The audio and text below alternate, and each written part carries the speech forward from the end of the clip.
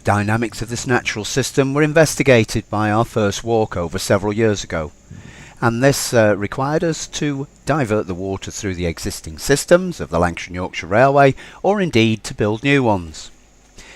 The pipework here captures the rainfall from the Lancashire drain system, which is set down from the V in the field at the top.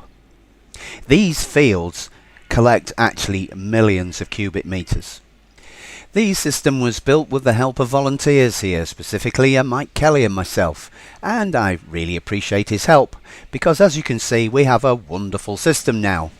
The main dynamic moving natural system here, of course, is the landslip that we've been looking at for the last 2 or 3 years, and this has intentionally become even more dynamic than it was before. Where the slip was down the side was fairly obvious, as we've seen in our photographs, but for the last 2 or 3 visits by our permanent way team, we've noticed that there is another part of the track which is beginning to sink and needs to be resettled. This is on the south side of the 10-mile-an-hour marker. This sits opposite a paleo landslip which probably existed before the railway was built, and although we can see movement adjacent to the track where the main landslip is, there is no evidence of movement where this new movement is beginning to show.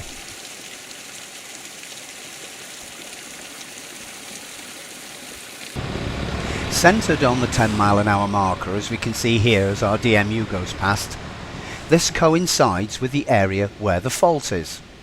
The slope adjacent to the track is steeper here than it is where the old landslip has moved. Only the translation of soils suggests that there might be some significant movement here.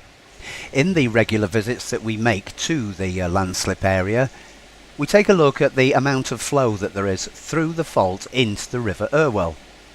It's been noteworthy that over the last 2 visits, even in the very hot weather that we had, there has been a significant increase in the flow of groundwater from within the Carboniferous.